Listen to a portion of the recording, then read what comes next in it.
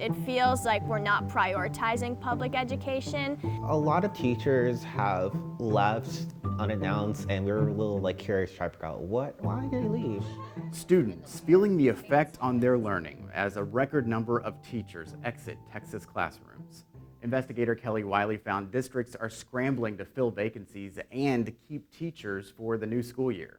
Our investigation starts at McCallum High School. It's considered by parents, students, teachers as a haven for educators. Yet it's still facing an overwhelming number of teachers leaving the profession. It is now my honor to introduce the valedictorian of the class of 2022. Between the start of her senior year and her graduation, 3 of Alyssa Billsparrow's favorite teachers quit. With Austin ISD superintendent sitting right behind her, Alyssa pulled out an unapproved version of her speech.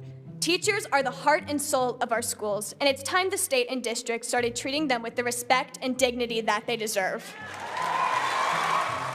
Alyssa went to McCallum High School, a performing arts magnet in Central Austin. Teachers we talked to say they love the school and students. Still, records showed during the pandemic, more teachers left this campus mid-school year than almost any other in AISD.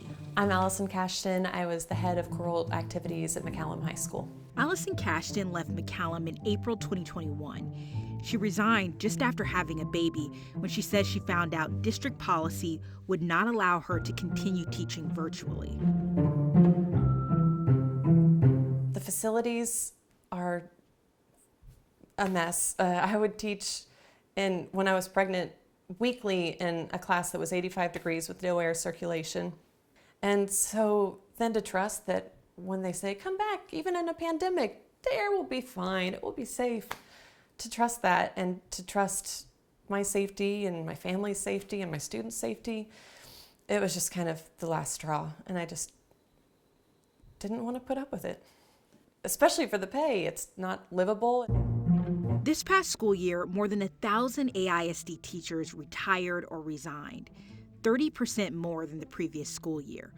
Statewide, districts saw a similar surge in teachers leaving the profession. At McCallum alone, teachers wrote in their exit surveys that they resigned for a better work-life balance, higher pay, and jobs outside of education. One teacher wrote she resigned because she was driving more than 2.5 hours to the campus.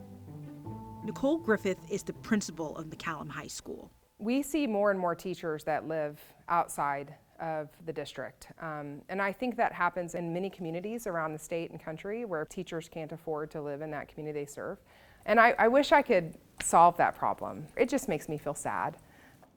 At many Texas schools, teachers resigning in the middle of the school year led to other problems. Larger class sizes, core classes with long-term substitutes. I had my biology teacher quit halfway through the year, and so for about 6 weeks I had a sub, and I would pretty much just sit in class in my AP biology class for a few weeks and just not really do anything because I didn't really have the resources to do anything. The principal of McCallum says at one point they were so low on substitutes at a time when teachers were not just resigning but also calling out sick that they pulled multiple classes into the cafeteria for lessons. It causes this huge ripple effect. The ripple effect that I'm talking about happens in the entire school building because permanent subs can't do everything that we ask teachers to do. So the team of teachers that teacher was on takes a whole lot of the load. Cashton doesn't think she'll teach again. She says the decision to leave was ultimately right for her family. But the most difficult day of teaching was when she had to say goodbye. It was just such a hard decision, and I care about them so much. And so I knew that it was what I needed to do, but I didn't want them to feel that I didn't care about them. And so it was really hard. And as teachers, we often kind of put what we need aside to be the selfless ones, to give all that we have for our students. So to kind of have that moment of, this is what I need for my family, this is what I need for me, isn't totally who I am, because I'm a teacher, we give. So that was really hard. We requested data from the top 10 school districts in the state and school districts in our coverage area. Many either didn't respond or don't, as a practice, survey teachers on their way out. But of the school districts that did send us their data, the top reasons teachers gave were switching their careers, changing to a different school district, or family reasons. And school officials and top state leaders agree teachers simply do not make enough money to live. Next, we sit down with a key lawmaker to ask what can be done to keep educators when they can't afford to keep teaching. Just scroll down to watch the next part of this series, below now in this story.